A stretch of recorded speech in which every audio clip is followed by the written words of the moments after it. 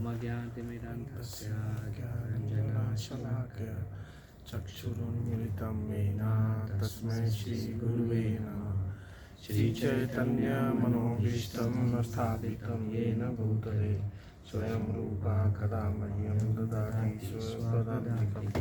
वन्देऽहं श्रीगुरुं श्रीयुतापद्कमलं श्रीगुरुं वैष्णवंश्च श्रीरूपां सहजतां सहगणनां सजीवं सावधैतं सावधूतं परिजनसहितं कृष्णचैतन्यदेवं श्रीराधा कृष्णपदां ललिता श्रीविशाखान्वितांश्च हे कृष्ण करुणा सिन्धु दीनबन्धु जगत्पते गोपेश गोपिकान्त राधाकान्त नमस्तुते। तप्तकाञ्चन गौराङ्गी राधे वृन्दावनेश्वरी विश्वभानुसुते देवी प्रणमामि हरिप्रिये। वाञ्छाकल्पतरुभ्यश्च कृपासिन्धुभ्यैव च पतितानां पावनेभ्यो वैष्णवेभ्यो नमो नमः। जय श्री कृष्ण चैतन्य प्रभु नित्यानंद श्री अद्वैत गदाधर श्रीवासादि गौर भक्तवृंद। हरे कृष्णा कृष्ण कृष्ण हरे हरे हरे राम राम राम हरे हरे। मुखं करोति वाचालं पङ्गुं लङ्घयति यत्कृपातमहं वन्दे श्रीगुरुं दीनतारिणं परमानन्दमाधवं श्रीचैतन्येश्वरम्। ॐ नमो भगवते वासुदेवाय। ॐ नमो भगवते वासुदेवाय। ॐ नमो भगवते वासुदेवाय। ॐ नमो भगवते वासुदेवाय। ॐ नमो भगवते वासुदेवाय। ॐ नमो भगवते वासुदेवाय। So what is your desire for today? To reach one step closer to Krishna. To reach one step closer to Krishna. Oh, our dear Lord Krishna, our Supreme Master Srila Prabhupada, please help us if you so desire, so that we all can go one step closer to you today. Om Tat Sat. Okay, what other desires you have? Slide presentation है right. Slide presentation करना चाहते हैं। कौन से chapter करना चाहते हैं? कुछ चैप्टर माइक में यूज करना पड़ता है।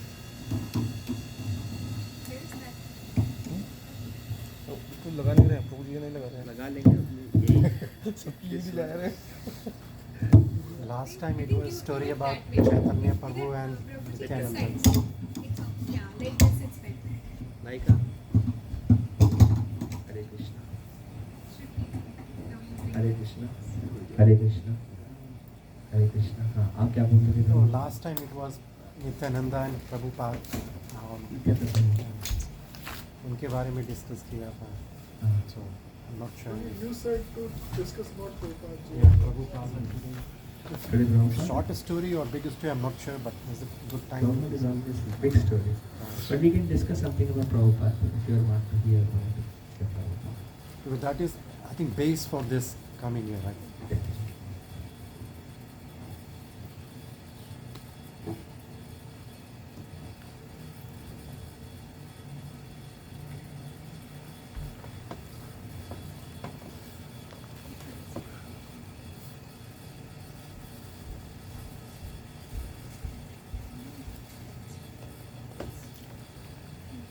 Which picture do we put?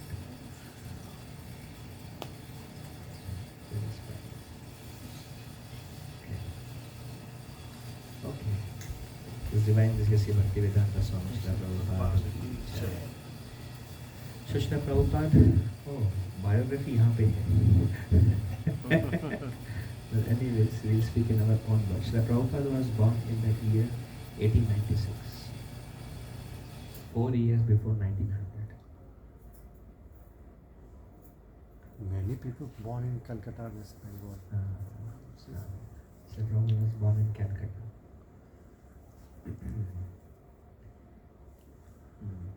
and his family was, Srila Prabhupada would say that my father and mother were pure devotees of Lord Krishna.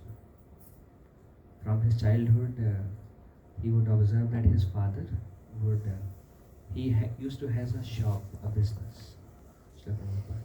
So he would go for his work around noon. You know, in India sometimes shops opens at noon because nobody comes in the morning. So his father would get up early in the morning, he would chant, and then he would do deity worship for 3 to 4 hours. And every day Srila Prabhupada would wake up as a child. He would hear the ringing of the bell, chanting of mantras, like it's a Brahmana family. And they were doing such elaborate worship of Radha and Krishna. Srila Prabhupada had Radha and Krishna deities in his home.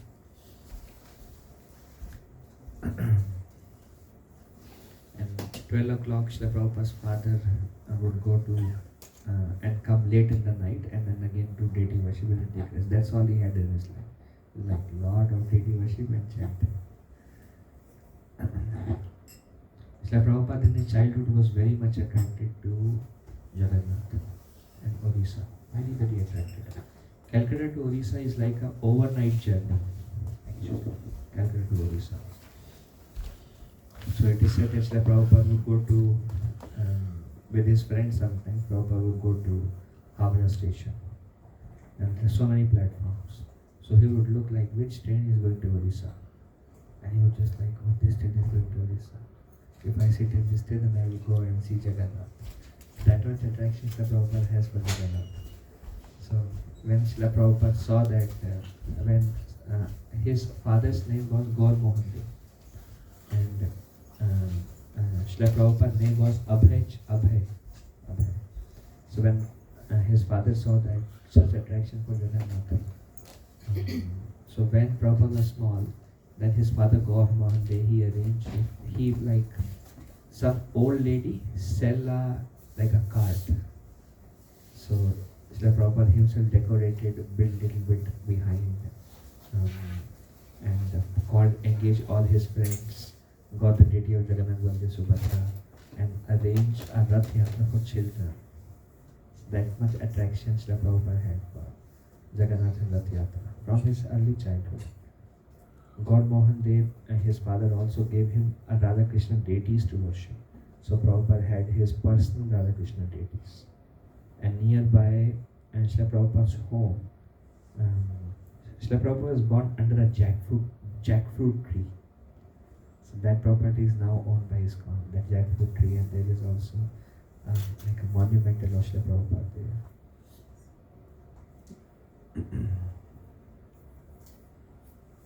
So where Srila Prabhupada would live, nearby, walking distance, there was a beautiful temple of Radha Govinda. And every day Prabhupada would go to the temple of Radha Govinda with his mother or with his father. And Srila Prabhupada says, those were like deities of my heart. So then, last time when we went to Calcutta, we went to the jackfruit tree, Radha Govinda Mandir, and various places where Prabhupada pastimes happened. Srila Prabhupada also was a natural leader among all his friends. By birth, everybody was, whatever Srila Prabhupada would say, everybody else would say, yeah, okay. Abhay is telling me we should do this. That was just his natural part.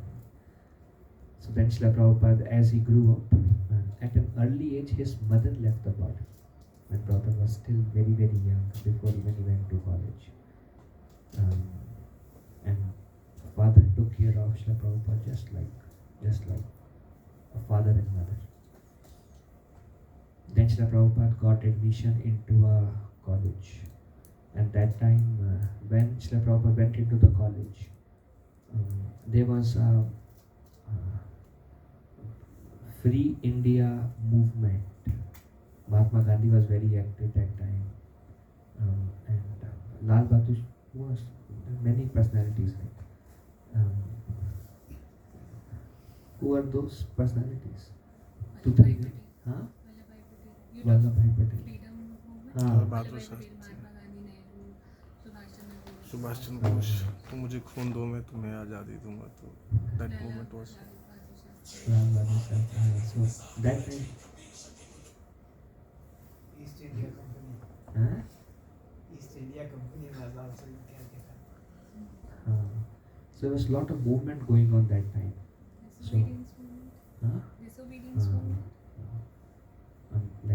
Azad, India ko Azadi do from Europeans. So where Prabhupada was living was actually a English school. So it is Scottish. said that Scottish. Scottish.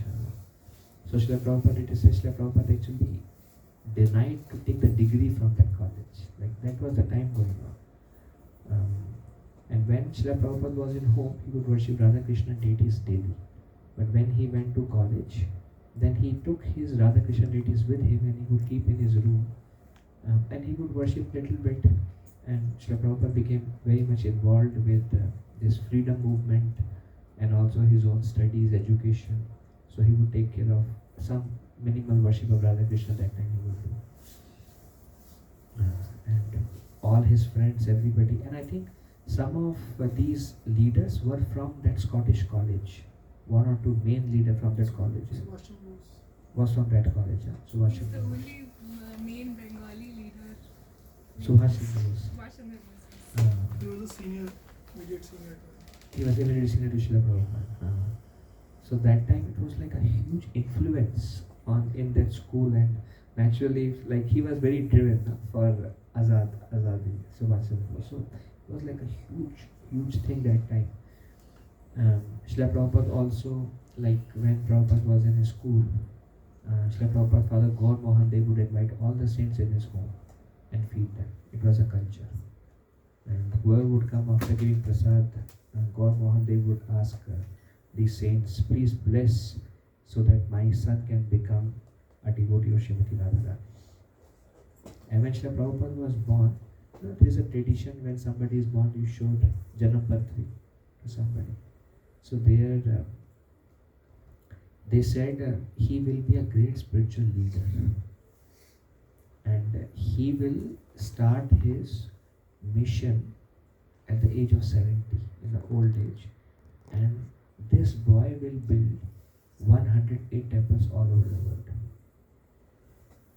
His father was thinking, this boy will build 108 temples all over the world. Srila Prabhupada knew it from his childhood, but and then he was, I mean, naturally, children know their Chanampatri from their parents, kind of. So then, and Srila Prabhupada, and what many of these saints would do, they will be served by Srila Prabhupada's father, then they would go out. Later on, Srila Prabhupada, when he would go out to buy something on the street, he would see they are ganja pee rahe hain or doing, something. So Srila Prabhupada gradually, because of how the spirituality was degrading, he started losing faith in saints. Or in India now also, you go to temple and you see like they will force you to wear a thread and you give them 20 rupees, otherwise they will curse you. So you have no other option but to pay him 20 rupees and jaan chodo. And then people don't want to go to temple now. This is because it's like how Kali Yuga degradation is happening for the saintly class also. So Srila Prabhupada has no faith in these saints. So when Srila Prabhupada was in third year in the college, that time Srila Prabhupada has a friend. Prabhupada name was Abhay. His friend name, anybody remembers? Don't remember? Remember, I don't even know. Huh? I don't know. Yeah. Anyways, I'm also proud of Kali Yuga, so I don't remember many things. So his friend asked Abhay that I have heard that there is a great sannyasi. He is giving a talk today evening. So let us go and listen to him.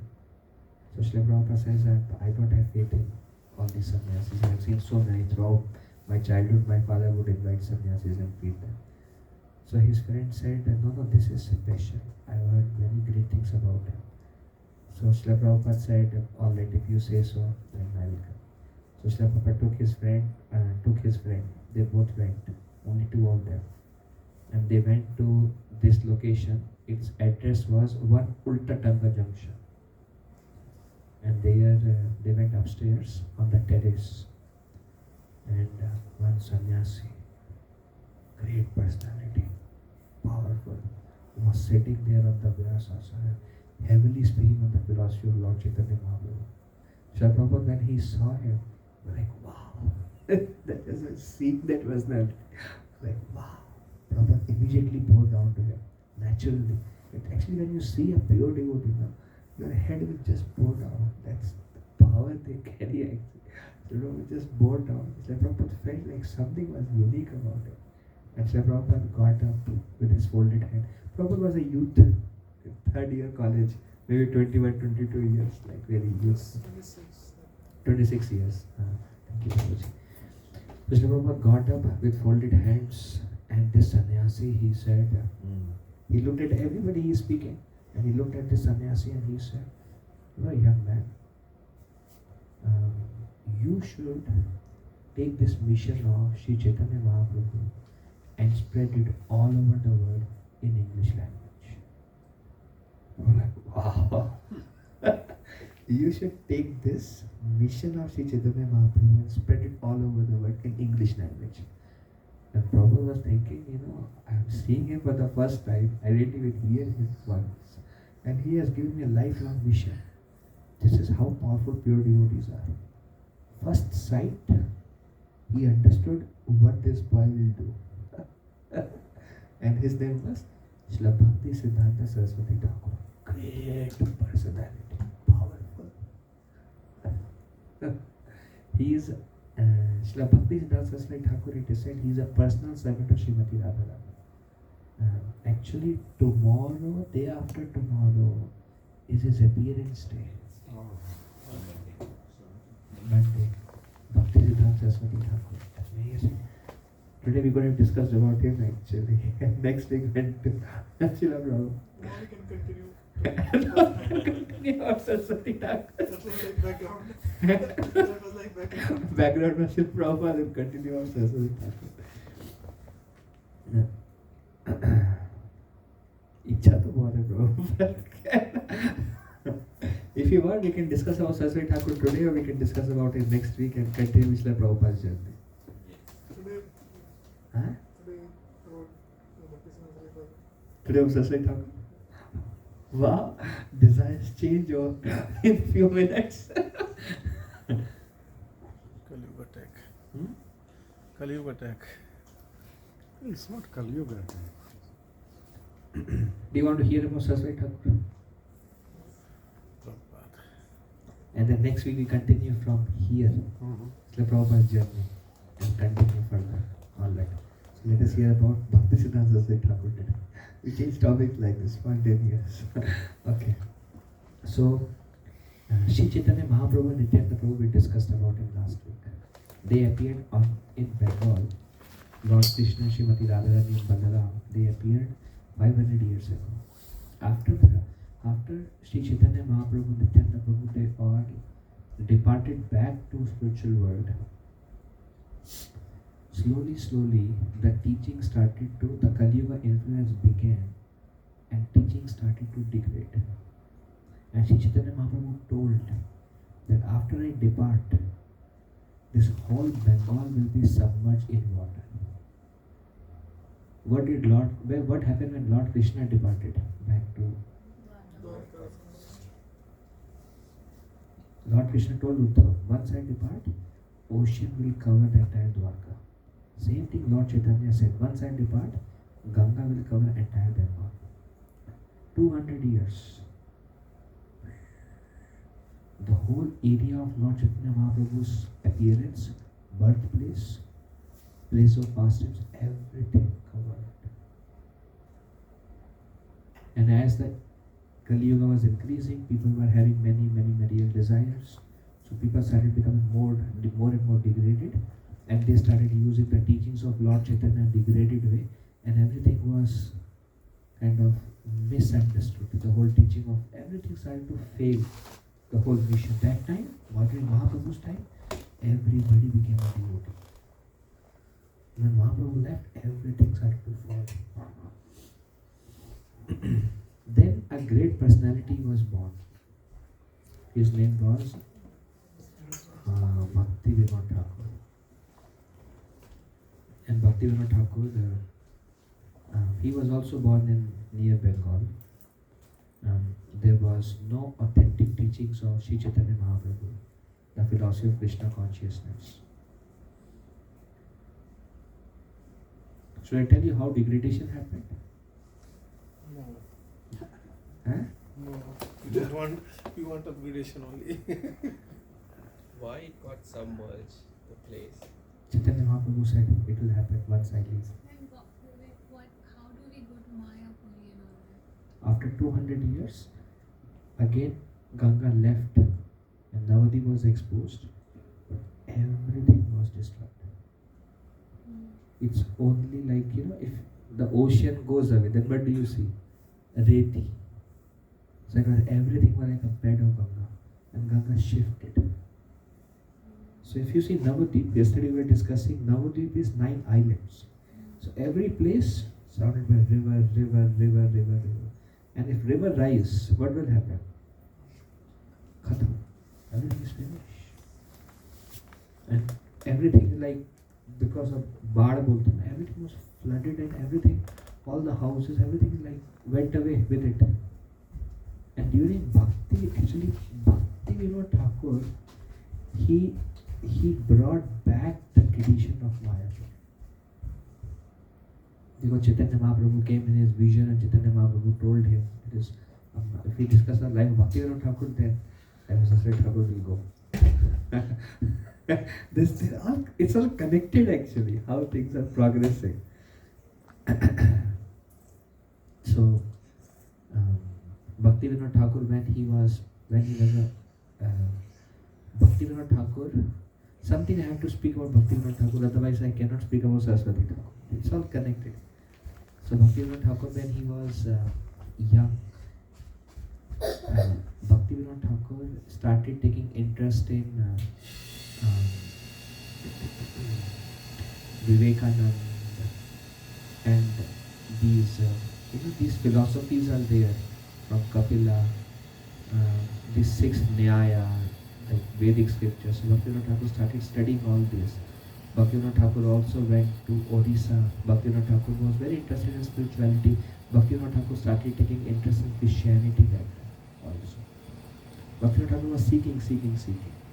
And when he went to India, he visited various temples. He went to Orissa, he saw Jagannath and he visited various temples in Orissa. Then Bhakti Vinod Thakur wrote a book about the temples in Orissa. That is still there. And even the chief minister of Bhutan, state government, the chief minister of Orissa, he gave award to Bhakti Vinod Thakur for writing these books about temple in Orissa. So in this, Bhakti Vinod Thakur was still not like a Krishna conscious devotee as such. And Bhakti Vinod Thakur would not think Krishna is God. Bhakti Vinod Thakur is just exploring. Then later on, Bhakti Vinod Thakur has heard about Chaitanya Charitamrita, heard about Srimad Bhagavatam, heard about Bhagavad Gita, but that time no copies were available. Because this is like no internet, Shastras are not available. Bhakti Vinod Thakur took more than 10 years to find the first copy of Chaitanya Charitamrita. Till that time, Bhakti Vinod Thakur would just read whatever books and scriptures were available and trying to, he was like kind of self-made devotee in one sense. Bhakti Vinod Thakur got initiated also, but his guru was not one of it. Just because he was a seeker, so the guru would teach something. So Bhakti Vinod Thakur was still seeking until Bhakti Vinod Thakur got the first copy of Chaitanya Charitamrita. And he read it one time. And Bhakti Vinod Thakur was shocked. That's where his transformation happened, just by reading Chaitanya Charitamrita. Then Bhakti Vinod Thakur read it second time. And Bhakti Vinod Thakur read it third time. And after repeatedly reading Chaitanya Charitamrita, Bhakti Vinod Thakur could see that there is no greater saint or nobody who has exhibited devotion in the way that Sri Chaitanya Mahaprabhu has exhibited in his pastimes. And then Bhakti Vinod Thakur questioned himself, if such a great saint is there, why would Sri Chaitanya Mahaprabhu worship a personality like Krishna, whose character is questionable? Bhakti Vinod Thakur was thinking in this way, because married 16,108 queens, danced with gopis and Ras Leela. So Bhakti Vinod Thakur would not even consider Krishna as to be worshipable. And then he was like, why would, there is no saint like Sri Chaitanya Mahaprabhu, and why is he worshipping such a personality like Krishna? And Bhakti Thakur read it again, and read it again, and read it again. And Bhakti Thakur could understand who is Lord Chaitanya, and the depth and the spiritual understanding of Krishna's pastime. Bhakti Thakur was getting revealed and revealed and revealed by multiple reading of Chaitanya Charitamrita. And by reading Chaitanya Charitamrita, Bhakti Thakur started chanting the holy name of Krishna. Hare Krishna, Krishna Krishna, Hare Hare, Hare Ram, Ram Ram, Hare Hare. And Bhakti Thakur, it is said, immediately it got awakened. That Rati. Actually, there are many stages in chanting. In the beginning, there is Nam Aparad and then Nam Abhas. Nam Aparad is chanting with offenses. Nam Abhas is chanting while clearing the offenses. Shuddha Nam is pure name. And after that also, there is a very advanced stage of chanting which is Rati, like deep attachment to the holy name. And Bhaktivinoda Thakur began his journey right from that stage of Rati. And every time Bhaktivinoda Thakur like hair would stand on end, tears would come from his eyes, like what is going on, and then he would do Chaitanya Charitamrita. So Bhaktivinoda Thakur was going through that experience, that transformation. And Bhaktivinoda Thakur was so great in medical world also. He was a magistrate. Like nobody other than Europeans can have that position. Bhaktivinoda Thakur tried it 8 to 10 times to become the magistrate, and he was rejected because he was Indian. Because it was a British rule. The Europeans, right? They only rule the entire India that time. No India. Indians mean only servants. That's why like we need freedom and we want our own thing, and these Englands would just push the Indians down and rule everything. And Bhaktivinoda Thakur could reach that stage because it is a Bhaktivinoda Thakur, magistrate, court magistrate. He would take few minutes, he would understand the case and he would resolve it. The case which could not be resolved for months and years, Bhaktivinoda Thakur could resolve in few minutes because within the heart he could know who is guilty and who is right. So the Europeans understood without him, law is difficult. We need. So they alone made an exception, made him the magistrate. That level. And Bhaktivinoda Thakur was very influential. Like elite class. I Bhaktivinoda Thakur. So that Bhaktivinoda Thakur was, he would just sit in his room, read Chaitanya Charitamrita, chant the holy name, and have this awakening. And by reading, he understood who is Lord Chaitanya, what is his teachings. And then Bhaktivinoda Thakur, when he read about, when he understood the teachings, he saw that how Chaitanya Mahaprabhu spent most of his time in Jagannath Puri. That in Bengal, everything is bed only. There is no road in Navadvip. The road was made through Sarasvati Thakur time. You cannot go there. That was the situation of Navadvip that point of time.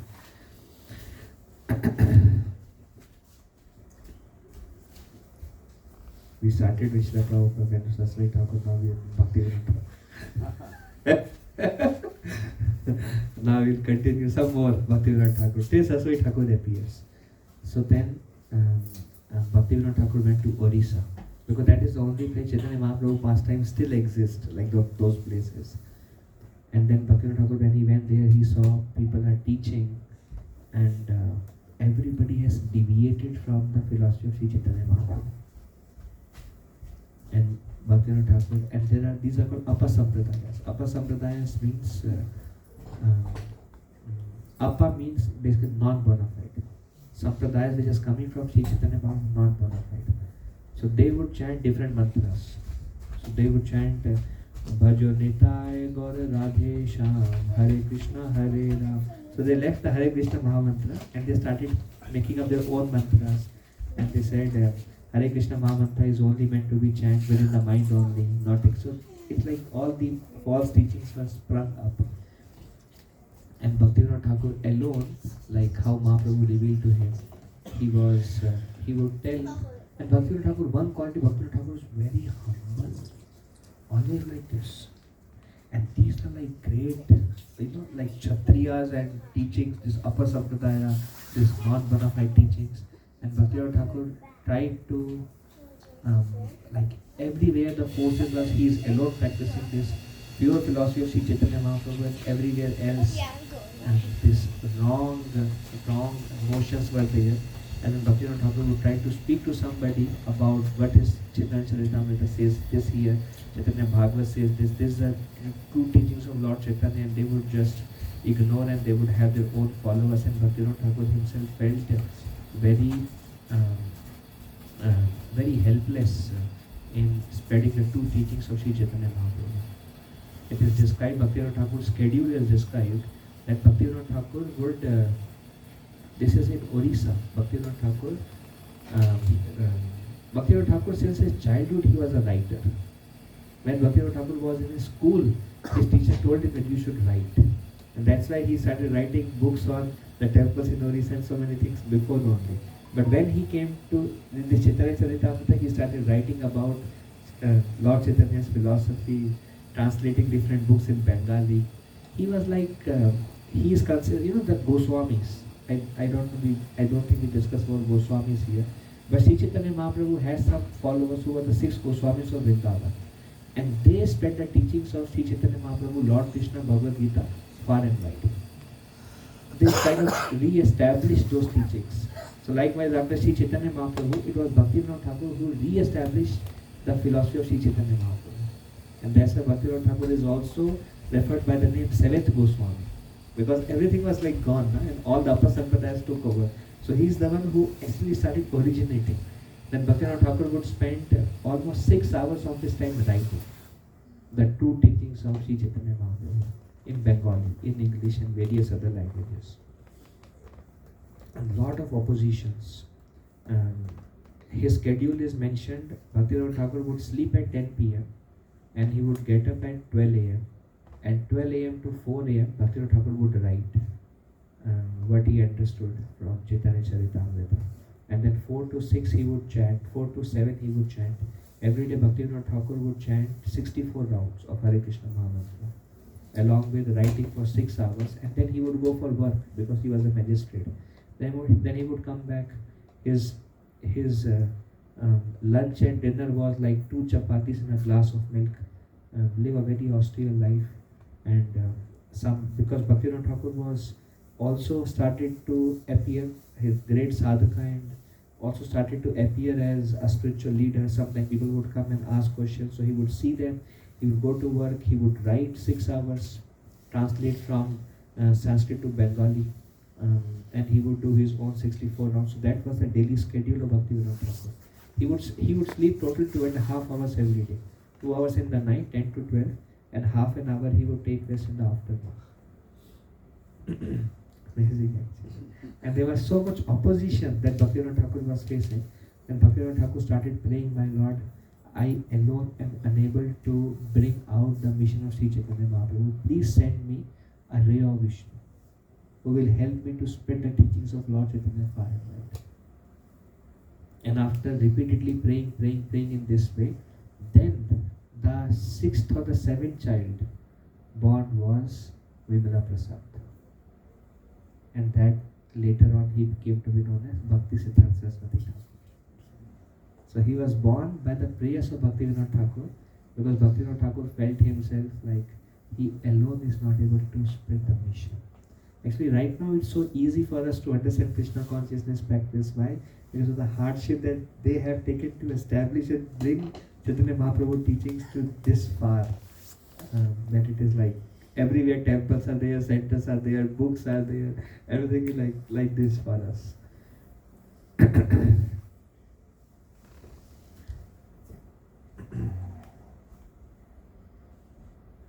Amazing actually.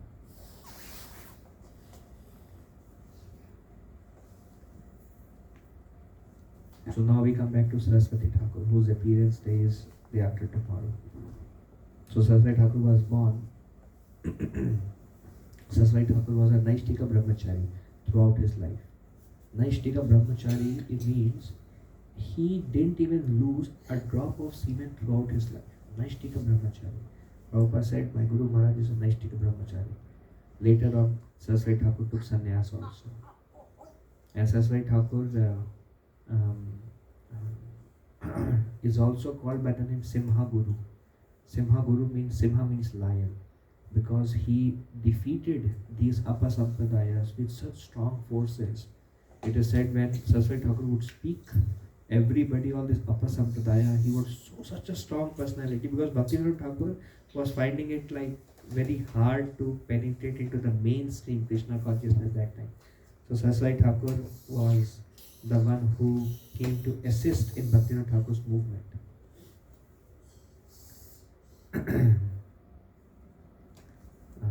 I'll say something more about Bhaktivinoda Thakur. Bhaktivinoda Thakur later on from Orissa, Bhaktivinoda Thakur moved to Bengal. And when he went to Bengal, he was doing his sadhana, writing books. And Bhaktivinoda Thakur was going deeper and deeper and deeper in his revelations of Lord Krishna and Vrindavan within his heart. Bhaktivinoda Thakur was developing such an attachment to Vrindavan that one time Bhaktivinoda Thakur decided to leave everything and move to Vrindavan. And Bhaktivinoda Thakur actually started going to Vrindavan and just want to dedicate his life staying in Vrindavan and doing bhajan. That time, in the middle, somewhere on the way, when Bhaktivinoda Thakur took rest, that time Chaitanya Mahaprabhu came in his dream. And Chaitanya Mahaprabhu asked Bhaktivinoda Thakur, Thakurji, you are going to Vrindavan, but what about service to me? So Bhaktivinoda Thakur woke up and he was like, what does the Lord means? What about service to me? What about service to me? What about service to me? Later on, it took some time and Bhaktivinoda Thakur understood that I must move, like he was a magistrate and he was serving in somewhere in Calcutta, I must move to Navadvip. And that time it was all like, there was nothing going on. So Bhaktivinoda Thakur moved to Navadvip, and near Navadvip there was a town, a very small town. First Bhaktivinoda Thakur wanted to resign his job and go to Vrindavan, but Chaitanya Mahaprabhu did not approve of it. So Bhaktivinoda Thakur was a magistrate of a big town. So he spoke with that small town in Navadvip, and he said, you take over the magistrate of this place and I will become the magistrate of that gaon. You see, like you are the magistrate of Delhi, and then there is a small village nearby. So Bhaktivinoda Thakur know that life purpose is, so he became the magistrate of a small village, and he was like very happy to become the magistrate of a big city like Calcutta and others. So he moved here, Bhaktivinoda Thakur moved there, and Bhaktivinoda Thakur would take care of that place, his job. In the morning he would go, over the weekends Bhaktivinoda Thakur would get time. He would go to that land where nothing was remaining and Bhaktivinoda Thakur would chant his rounds.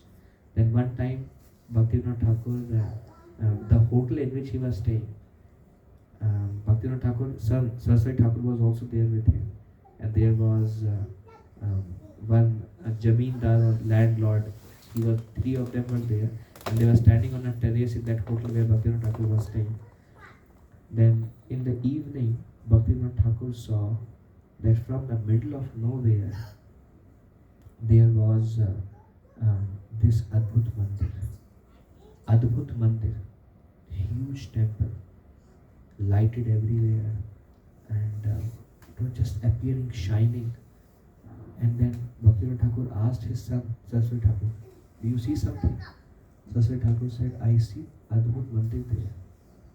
Bhaktivinoda Thakur asked this landlord, do you see something? He said, I see darkness only. It was a night. I don't see anything. Yes, Saraswati Thakur, do you see something? Yeah, I see Adbhut Mandir there. Then Bhaktivinoda Thakur waited for the weekend to come because his life was very busy as a magistrate. Weekend came and Bhaktivinoda Thakur went there. And when he went there, nothing was there, only Muslims were living there. And everything is like, so Bhaktivinoda Thakur could not understand what is the meaning of that temple that I saw in the night. Then again, in the middle of the next week, Bhaktivinoda Thakur again saw that Adbhut Mandir. So Bhaktivinoda Thakur noted where this light and this temple that I am seeing, where is it coming from? And the next weekend, Bhaktivinoda Thakur went there to that exact location. Then Bhaktivinoda Thakur saw that this is a barren land. The Muslims were living there, and they said there is nothing good here, this is a barren land. Nothing grows here, only Tulasi grows here. The whole land, this huge area, only Tulasi grows here. No other plant, vegetable, nothing, barren. And she grows without any water, without any, just keep glowing and blossoming every year. So Bhaktivinoda Thakur understood. Muslims don't understand what Tulasi is. So Bhaktivinoda Thakur, then Bhaktivinoda Thakur saw in a vision that is the birthplace of Sri Chaitanya Mahaprabhu, because everything is covered. That is the birthplace of Sri Chaitanya Mahaprabhu. Then, I'm cutting short because all these lives, it's a life story. It's not 1 hour. It's a life we are discussing more. So Bhaktivinoda Thakur had a follower of Narottam Das who was like his Shiksha Guru. His name was Jagannath Babaji Maharaj. He would live in Vrindavan. Sometime in future we'll discover Jagannath Das Babaji Maharaj. It's an interconnected, it's a parampara. So Jagannath Babaji Maharaj, he left Vrindavan and he was living in Navadvip area. And Jagannath Babaji Maharaj was 125 years old. And Jagannath Babaji Maharaj has a servant whose name was Bihari. And Bihari would carry Babaji on a basket. And Babaji was like, he 125 years old. And he cannot even open his eyelids. So if Babaji want to see something, then Bihari would go to his eyelid and do like this. Babaji, the eyelid cannot open. 125 years old, Babaji Maharaj. Cannot walk, cannot stand. So Bhaktivinoda Thakur brought Jagannath Babaji Maharaj to that place where Tulasi was growing. And Jagannath Babaji Maharaj just jumped from, when he went there, in ecstasy, just jumped from that basket. And he was jumping like 6 feet height. And going down, jumping again, going down, jumping again. And Jagannath Babaji Maharaj said, Ehi Mahaprabhura Janmasthan, Ehi Mahaprabhura Janmasthan, Ehi Mahaprabhura Janmasthan. And he's shouting like that. So Bhaktivinoda Thakur got this confirmation. This is the birthplace of Chaitanya Mahaprabhu. Then later on, Bhaktivinoda Thakur went home to home asking for a rupee to build a temple where Mahaprabhu actually appeared. And then when they started, when they started digging that exact location where only Tulasi was growing, they started digging. Then they found a deity of a Shaligram and a deity of Vishnu that Chaitanya Mahaprabhu's father would worship. That was the final confirmation. This is the birthplace of Sri Chaitanya Mahaprabhu. So just like how the 6 Goswamis, they established Vrindavan and brought to its original glory, Bhaktivinoda Thakur was the one who started bringing Navadvip to its original glory.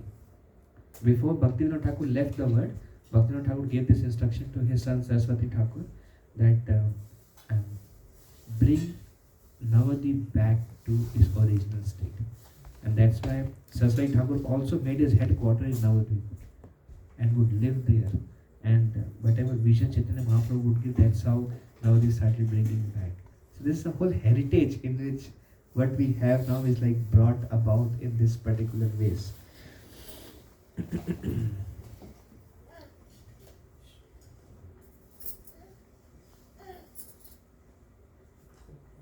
At least we are getting familiar with the names. These are names were unknown to us. It is said just hearing these names of these acharyas is purifying the heart. Because they are like great personalities we are talking about. Detail in this context I have to talk. Huh? You can open, you have details in this context I have to talk. Yeah, you can read more. Probably still. No, I mean, you can open it. Now, read now. No, if you want to say something. Yeah, anyways, let's continue. So,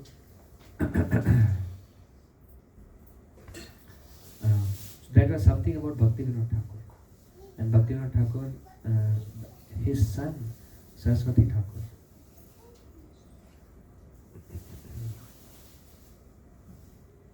It is said that just by remembering these personalities, either by taking shelter of these personalities, praying to these personalities, all the obstacles within our lives are removed in our spiritual path. There are many examples of some obstacles and they just pray to these great personalities and like obstacles in spiritual life are removed. Chaitanya Charitamrita, I'm speaking this very frequently. Chaitanya Charitamrita says, Granthira Arambha Kari Mangalacharam Guru Krishna Vaishnav Tine Rasmaran. Tine Rasmarana Hoye Vigna Vinashana. Anasaya Hoye Nijam Vanchita Purana. I think last week also we discussed this, right? No, we didn't discuss this last week. So it says, Krishna's Kaviraj Goswami, he says, Granthira Arambha Kari Mangalacharan. I am invoking auspiciousness before I start writing this Granth. And then he says, Guru, Vaishnava, Bhagavan, Tine Rasmaran. I am remembering Guru, Krishna and Bhagavan. And he says, Tine Rasmaran hoy Vigna Vinashana. When we remember these three personalities, Guru, Bhagavan and Vaishnava, all the Vigna are removed. And very easily all the desires become fulfilled. Just by remembering these personalities, all the desires are fulfilled. Saraswati Thakur was one of such great personalities. Just by bowing down to him, have you seen his picture? Should I show you his picture at least? Of Saraswati Thakur, so we all can relate whom we are talking about. And actually see the picture of. I'm not sure. Pinkish color picture. Yeah, that is I'm not sure.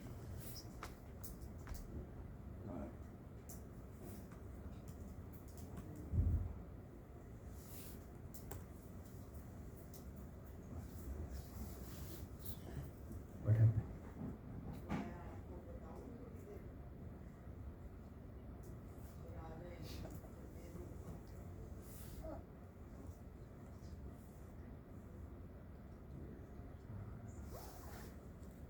Yeah. Of course, that time no camera, so these are all painted pictures of Bhaktisiddhanta Saraswati Thakur.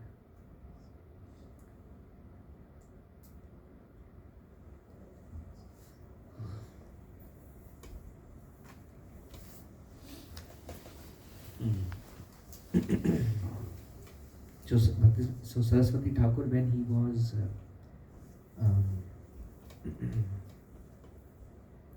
when he was 5 years old, naturally Bhaktivinoda Thakur, after Saraswati Thakur appeared in Orissa, what happened after a few months, you all know Rath Yatra, right? You all know Jagannath? Yeah. Jagannath? So you all know Rath Yatra? Where Jagannath, I mean in Lansing also we did, a couple of times. So Rath was going in front of Bhaktivinoda Thakur's home. Bhaktivinoda Thakur was on Grand Trunk Road. Grand Road is like the main road through which the Rath goes. His house was there. Bhaktivinoda Thakur also got the charge of the the magistrate of Jagannath temple that time also. So Bhaktivinoda Thakur, so this Rath was going, and one of the rule of Rath Yatra is whenever it becomes dark, the Rath stops right there, doesn't move anymore, and the next day morning again when sun rises, the Rath starts moving. So that time Rath Yatra would continue for 2 or 3 days. This time also 2 days at least Rath Yatra continues. Millions of people. Last year I went Rath Yatra. Millions of people there without any advertisement. So during that Rath Yatra that year, this is in 1860s somewhere around, or 1850s or 1860s. The Rath stopped right in front of Bhaktivinoda Thakur's home. So Bhaktivinoda Thakur's wife, his name was Bhagavati Devi, she took an opportunity to take the blessings from Jagannath for her son. She took the son, and because she was the wife of a magistrate, nobody stopped her. She went right into Jagannath, and many were going. She also went there, and she kept the son at the feet of Jagannath, and immediately the main garland of Jagannath broke and garlanded the son. And Bhaktivinoda Thakur was surprised. I mean, Bhagavati Devi was surprised. Later, Bhaktivinoda Thakur came home. She told what happened in Jagannath. So many people are coming and going down, going. This is Rath Yatra. This is Rath. It's like busy. And only one time the garland broke, and that is to circle Saraswati Thakur. So that time Bhaktivinoda Thakur understood that my prayers have been heard. And Lord has sent an instrument who will spread the mission of Sri Chaitanya Mahaprabhu. That's why the pranam mantra of Saraswati Thakur says Dhvanta Harine. Dhvanta Harine matlab destroy kar diya apna sampradaya. Dhvanta Harine. Sab kuch khatam kar diya and established the true teachings of Sri Chaitanya Mahaprabhu. So then when Saraswati Thakur, then later on Bhaktivinoda Thakur, he left Orissa and he went to Bengal. They built Bhaktivinoda Thakur, he built the home from the scratch, neem laga ke aise. In India, you build the home, every family, I think, older time, have a desire to start from the ground and build their own homes. So when Bhaktivinoda Thakur was doing neem bolte na, that foundation work, that time a kurma deity was found under the ground. So Bhaktivinoda Thakur gave that kurma deity for Saraswati Thakur to worship. So Saraswati Thakur worshipped that deity throughout his life. Then when Saraswati Thakur was only 5 years old, then Bhaktivinoda Thakur, then he learned the entire Bhagavad Gita. And Bhaktivinoda Thakur was a preacher. He would write, we saw, and he would meet people. So whenever he would go, Bhaktivinoda Thakur would give discourse and invite local friends because he was a very influential person. And Bhaktivinoda Thakur has 10 sons. Only one son will sit in every class of Bhaktivinoda Thakur, and that was Saraswati Thakur. And all the other sons will go and play. It's the nature of children. How many children are sitting there? I have one child. How many children have interest to hear about Bhagavad Gita, Bhagavad? They feel slow, so tired and like they're chanchal. But this son, Saraswati Thakur, would sit in every lecture of Bhaktivinoda Thakur and listen. And Bhaktivinoda Thakur would give whatever he would write. Bhaktivinoda Thakur wrote a lot of books. He was a writer. Over 70-80 books Bhaktivinoda Thakur wrote throughout his life. And very esoteric books of Krishna conscious philosophy. And Bhaktivinoda Thakur would give these books to Saraswati Thakur for proofreading. See, everything is okay. At the age of 11, Saraswati Thakur would do proofreading. Bhaktivinoda Thakur would write articles like Sajjana Toshani and others. And Saraswati Thakur would do proofreading all that. Saraswati Thakur, his name was Vimala Prasad. Because Vimala is the goddess to whom all the food that is offered to Jagannath goes to Vimala Devi. Vimala Devi is a form of Durga Devi because she wanted the Mahaprasad of Lord Vishnu. So the Lord said that I will come as Jagannath, you become Vimala Devi. So you will get my Mahaprasad, every meal I eat will go through you. So there is Vimala Devi. So Bhaktivinoda called him Vimala Prasad because he is the gift of Jagannath. So that's why he named him Vimala Prasad. So Saraswati Thakur would go to he became a great astrologer. He wrote a book about Sanskrit and astrology, Saraswati Thakur, in his childhood. And naturally he was Bhaktivinoda Thakur Association, and Saraswati Thakur was becoming more and more eager and interested in Krishna consciousness.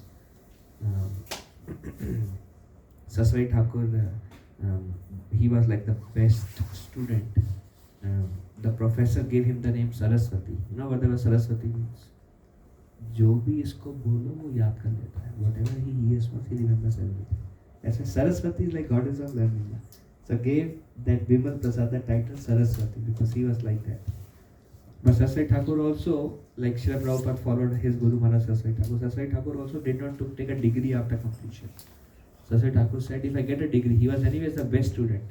If I take the degree, then my parents will ask me to get married. Or naturally I'll become like the best student. A lot of society pressure will be there. So 1 month before the degree college completed, he left. Because he wanted to remain lifelong celibate and practice spirituality. So Saraswati Thakur also started a sabha, an organization of those who will remain lifelong celibate. And many joined. Huh? He is the only one who remained in that society. Who remained lifelong celibate. Saraswati Thakur. So Saraswati Thakur, one thing we can learn from Saraswati Thakur is determination. When Saraswati Thakur was small, then there is a mango pastime where Bhaktivinoda Thakur, how many of you like Indian mangoes? Indian mangoes are good. American mangoes, somebody says mango, I said we don't need no mango. Like you lose all the taste of mango if you eat mango in America. So Bhaktivinoda Thakur brought very ripe Dashera mangoes. So Bhaktivinoda Saraswati Thakur took a mango and started to eat. Bhaktivinoda Thakur said, son, this is not offered. We don't eat anything which is not offered to Krishna. So Saraswati Thakur felt very bad. And Saraswati Thakur took a vow that I will never eat mango in my life. You can take such vows. I mean, even if we take a vow, after 2 months, mango comes, that's okay, wow, let's eat it. Sure. And then, even when he took sannyas, if somebody would offer him mango, Saraswati Thakur says, I am an offender, I cannot eat mangoes. Because I am an offender. because he remembered that he ate a mango which is not offered to Krishna when he was 5 years old. That was Saraswati Thakur's determination. Otherwise, how could he maintain such vows in his life? So Saraswati Thakur then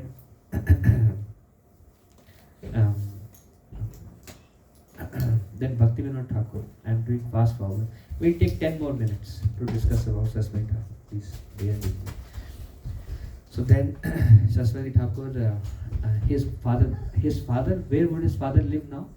His father moved to Navadvip, and he is doing the work of Sri Chaitanya Mahaprabhu by excavating the places of Sri Chaitanya Mahaprabhu's pastimes. And his son was doing college in Calcutta. But during the break, he would go and live with his father and come back, go and live with his father and come back. During one of the personality who would come, when Bhaktivinoda Thakur was giving discourses in Navadvip, every day he would give discourses. One of the personality who would come and listen, his name was Gaur Kishore Das Babaji Maharaj. How many of you heard the name of Gaur Kishore Das Babaji Maharaj? So we'll see the picture of him also. At least pictures of the familiar also.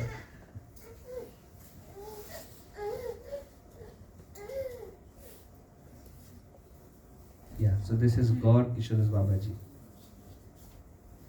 They are all like Siddha Purush saints.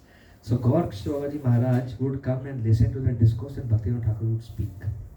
Now Bhaktivinoda Thakur is a great personality, a spiritual master, but it is said that one's father cannot become one's guru, like initiated guru. One's father cannot become. So Bhaktivinoda Thakur told Saraswati Thakur, you go and take initiation from Gaur Kishore Babaji Maharaj. Gaur Kishore Das Babaji Maharaj, Gaur Kishore Das Babaji Maharaj had took a vow that he will not give any initiations. Not accept any disciples. Bhaktivinoda Thakur says, you have to go and take initiation from him. Bhaktivinoda Thakur, no, he is a Siddha Purush. So next time, Bhaktivinoda Thakur, Saraswati Thakur was living in Calcutta. This is all Navadvip pastime. Jagannath Babaji Maharaj would live there, Bhaktivinoda Thakur would live there, Gaur Kishore Babaji Maharaj would live there. That there was a time when all these great acharyas were living at the same place at one point of time. So Saraswati Thakur went there and he begged Gaur Kishore Babaji Maharaj for Diksha. Gaur Kishore Babaji Maharaj said, you are the son of Bhaktivinoda Thakur and you are a great learned personality. I am an illiterate. And you are a great personality. No, I cannot give initiation. Then Saraswati Thakur thought, in his humility, Saraswati Thakur thought, because I am so proud, my Guru Maharaj can see that I am very proud, that's why he is not giving initiation. That was humility of Saraswati Thakur. So then he came back home. Then Bhaktivinoda Thakur says, no, you have to go and plead to Gaur Kishore Babaji Maharaj to give you initiation. So again Saraswati Thakur went there and pleaded for initiation. Gaur Kishore Babaji Maharaj, no, I cannot give you initiation, you go back. Saraswati Thakur pleaded. Then Gaur Kishore Babaji Maharaj said, I will ask Lord Chaitanya. If he says to initiate, then I will initiate you, right now you go back. So he went back to Calcutta. And after some time again father implored, you go and take initiation. So again he went there. He asked Gaur Kishore Babaji Maharaj, did you ask Lord Chaitanya for my initiation? So Gaur Kishore Babaji Maharaj said, oh, I forgot. Again he went, he pleaded again, then he went back. Then after some time again Saraswati Thakur went to Gaur Kishore Babaji Maharaj and pleaded for initiation. Then Gaur Kishore Babaji Maharaj said, yeah, this time I asked Lord Chaitanya. He said, don't initiate him. So that was the limit of Saraswati Thakur. Saraswati Thakur said, I am so impure that I cannot get initiation from such a Siddha Purush like you. Then what is the purpose of my life? My life is in vain. I will enter the Ganges in Navadvip and commit suicide. And when Gaur Kishore Babaji Maharaj saw the determination of Saraswati Thakur, Gaur Kishore Babaji Maharaj said, I will give initiation today. So that's when he got the name Vrishabhanu Devi Daitaya Das. Varshabhanvi Devi Daitaya Das. Who is Varshabhanvi Devi? Varshabhanvi is the father of Radharani. Varshabhanvi Devi Daitaya, the servant of Srimati Radharani. Varshabhanvi Devi Daitaya Das. That's the name Saraswati Thakur got. Later when he took sannyas, then he got the name Bhaktisiddhanta Saraswati Thakur. His first name was Vimala Prasad. So he started Shri Varshabhanavi Devi Daitaya Kripabdaye Krishna Sambandha Vikyana Daine Prabhave Namaha. This is one of the four pranam mantras of Saraswati Thakur. This is one. Shri Varshabhanavi Devi Daitaya Kripabdaye Krishna Sambandha Vikyana, who established Krishna Sambandha, relation of Krishna Sambandha. Daine Prabhave Namaha. So then Saraswati Thakur got initiated. And then Bhaktivinoda Thakur took Saraswati Thakur to Odisha. And Bhaktivinoda Thakur really liked a particular place which is where Haridas Thakur used to live. And Bhaktivinoda Thakur would do his bhajan near that place. There is a tree in Orissa. I just want to speak some more. Are you all okay with it? Sometimes I just like to speak more. So there is a tree in Orissa. It's called Siddha Bakul. It's called Bakul tree. Bakul. So one time Sri Chaitanya Mahaprabhu, one small pastor Chaitanya Mahaprabhu, Haridas Thakur came. You know who is Haridas Thakur? You heard about Haridas Thakur? I don't have any. We have picture, but we don't know how accurate the picture is because this is 500 years ago, Mahaprabhu's time. Haridas Thakur was the incarnation of Brahma. Haridas Thakur is Namacharya. Haridas Thakur would chant 192 rounds of Hare Krishna Mahamantra every day. Haridas Thakur wanted to live near to Chaitanya Mahaprabhu. So Chaitanya, you know Jagannath, you all know Jagannath. You know Jagannath brushes his teeth. And what he uses to brush his teeth? He uses a bakul twig. So Chaitanya Mahaprabhu got that twig of bakula which Jagannath used for brushing his teeth in the morning. So to give a place to Haridas Thakur for his bhajan, Chaitanya Mahaprabhu pushed that bakul twig into the ground and immediately a tree came.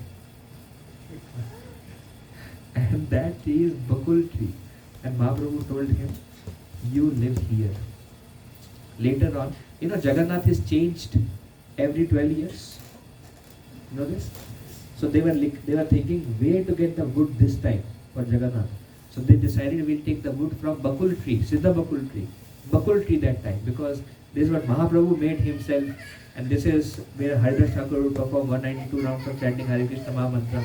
What can be more auspicious? We'll make Jagannath with this wood. So this carpenter went and they started taking the wood, and the tree started to bleed.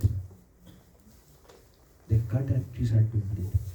Then the king said, hey, Kshama karna. Then they did that. From that time onwards, that tree is called Siddha Bakul. Initially it was called Bakul tree, now it's called Siddha Bakul tree. So Bhaktivinoda, that Siddha Bakul is still there today. You can go and chant your rounds under Siddha Bakul tree, which Mahaprabhu made, and where Haridas Thakur used to chant 192 rounds. What opportunity actually. You went there, right? You went there, right? We went to Puri? No, last year. Did you go to Puri? Next time we'll go to Puri. So then she is in Siddha tree. So then Bhaktivinoda Thakur was very attached to that place. He took his son Saraswati Thakur with him, and they both would sit under the Bakul tree and say Hare Krishna, Hare Krishna. Father and son. Hare Ram, Hare Ram, Ram Ram, Hare Krishna, Hare Krishna, Krishna Krishna, Hare Ram, Hare Ram, Ram Ram, Hare. Bhaktivinoda Thakur would go there and chant 192 rounds under Siddha Bakul tree every day. So Saraswati Thakur was very inspired. So Saraswati Thakur, when he went back to Calcutta, naturally he became free from all his engagements, college, everything. He became free, and he moved to Navadvip. And he vowed, inspired by Haridas Thakur, he vowed to chant 1 billion names of Lord. He vowed to chant 1 billion names of Lord. And if you calculate, to chant 1 billion names of Lord, it takes 192 rounds of Hare Krishna Mahamantra every day for 10 years. So Saraswati Thakur took a vow. His determination is, from mango only we can understand his determination. So he vowed to chant 1 billion names. It took him 10 years of 192 rounds every day, chant 1 billion names. And how austerities Saraswati Thakur would perform? He would live in Navadvip and he took that vow. How he would perform austerities? He would eat like a cow. How he would eat? During Chaturmas, during 4 months of rainy season, in Chaturmas, people do austerity. How he would eat? He would take the rice and soak in Ganga. It becomes a little soft. Then he put the rice there on the ground. And he would tie his hand like this, go once, whatever could come in the mouth one time, that was his meal for the day. that rice which is soaked in Ganga water. He would perform austerities like this, and he has this chhatri, this hatched hut under which he would chant Hare Krishna Mahamantra, and that flew away because of the wind and rain. This is Ganga. So then when it would rain, he would keep an umbrella under him and he would chant 192 rounds. And every day, no time to make chhatri. How will he chant 192 rounds? He will build a hatched roof. That's how Saraswati Thakur completed 192 rounds after 10 years. In between, Bhaktivinoda Thakur, during this 10 years, Bhaktivinoda Thakur departed. And his Gurudev, Gaur Krishna Babaji Maharaj also departed. And there was the whole mission was again going down. And Saraswati Thakur felt a huge responsibility on his shoulder to spread the mission of Sri Chaitanya Mahaprabhu. Who will spread now? Bhaktivinoda Thakur was helping, he left. Gaur Babaji Maharaj left. So Saraswati Thakur felt huge responsibility on his head.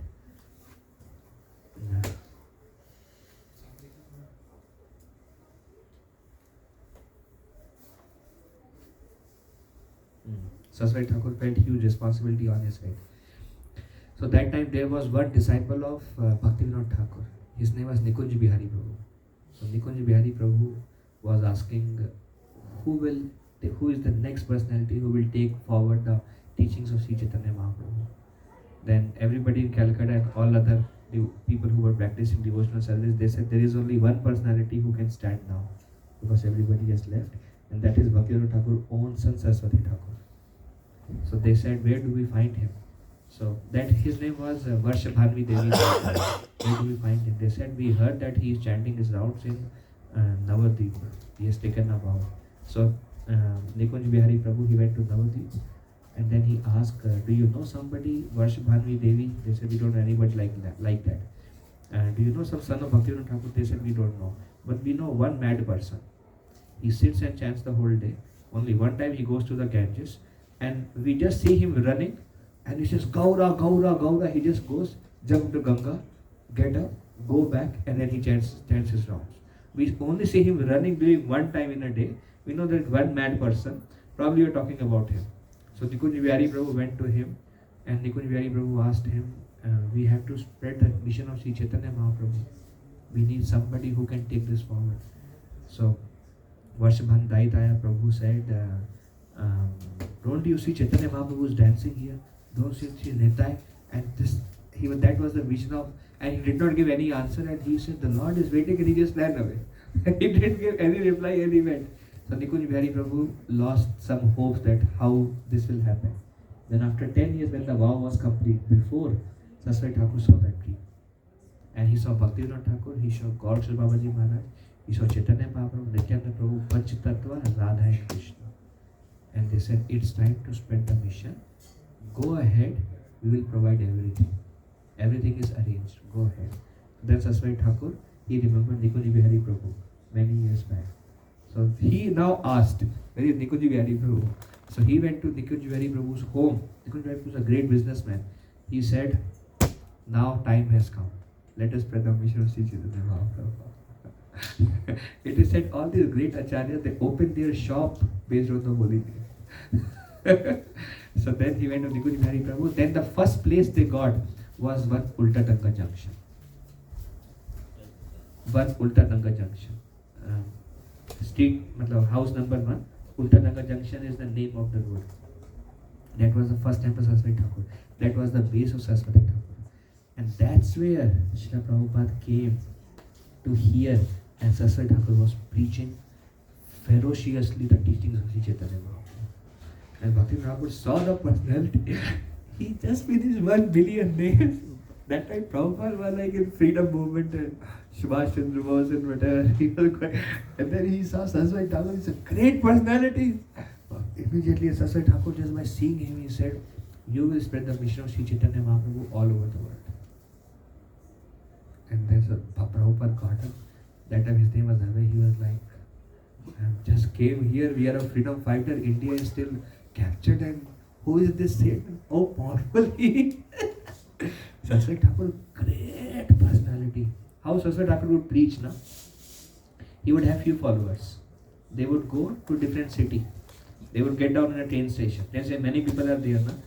He would just sit and he would start Hare Krishna Kirtan and give a class. Some people will sit in the train station and they would hear, some would follow Saraswati Thakur to the next destination. He goes next. Like that, he would just keep traveling and preaching anywhere he would sit, give class, some will follow.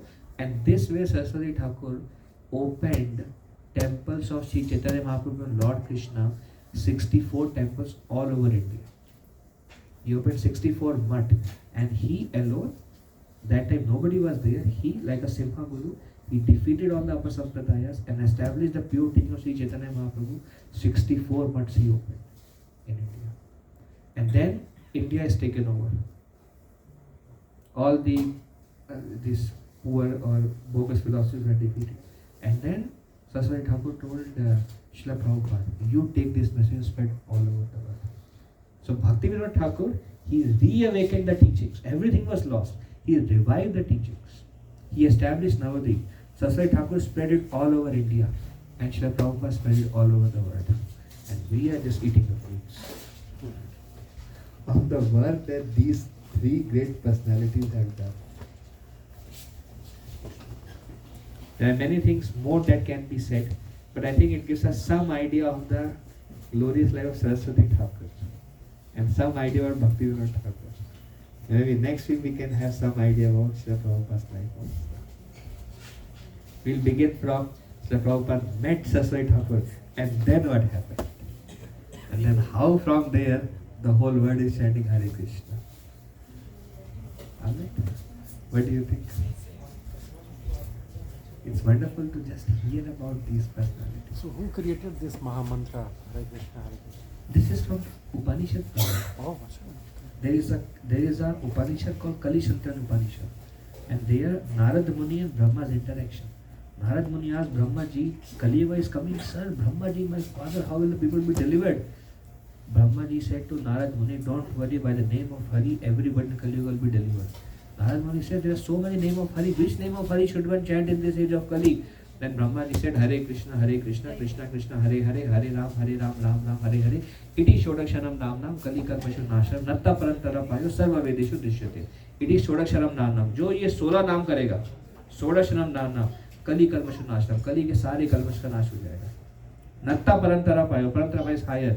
You will not find anything better. Sarva Vedeshu Drishyate. All the Vedas Drishyate. Natta Parantara Payo. Iti Shodaksharam Nam. Kali Kalpashu Nasham. Then Brahma said, all glories to Brahma. This interaction is recorded Kali Santan Upanishad. And Chaitanya Mahaprabhu took it, the mantra for Kali Yuga, and spread it. And it's not that the mantra was not there. Mantra is always there, but Mahaprabhu widespread it. Yes. Widespread it. And now the whole world is the program. Anyways, this is the great lineage of Bhaktivinoda Thakur, Saraswati Thakur, Srila Prabhupada, our spiritual masters, and we just sit at their feet and we chant the holy name. And we pray for their mercy. And everything will be provided. Just take shelter of these great acharyas. A couple of times I have been to the Grand River ISKCON temple in Farmington Hill area. They have seen series of 6-7 sons photographs. Maybe these are so there's Prabhupada, Saraswati Thakur, Bhaktivinoda Thakur, Jagadish Babaji Maharaj, who said Ehi Mahaprabhu Janmasthan. First Gaudiya Babaji Maharaj, Saraswati Thakur Guru Maharaj, and then Jagadish Babaji Maharaj. This is one. And after that, the 6 Goswamis who were instructed by Lord Chaitanya to establish the teachings of Lord Krishna through books and to reawaken Vrindavan. Because when Krishna left, Vrindavan also lost his glories. Dwarka also lost his glories. So the 6 Goswamis established the glories of Vrindavan. Bhaktivinoda Thakur established the glories of Navadvip. That's why he is called the 7th Goswami. And then his son and then Prabhupada, we are just eating the fruits actually. It is said if you are able to follow, that is because of the mercy of these great personalities in our lives. Bolo Srila Prabhupada ki jai, Shri Bhaktisiddhanta Thakur ki jai, Srila Bhaktivinoda Thakur ki jai, Shri Gaur किशोर दास बाबा जी महाराज की जय, श्री जगन्नाथ बाबा जी महाराज की जय, छठ गोस्वामी की जय, पंचतत्व की जय, अनंत कोटि वैष्णव की जय।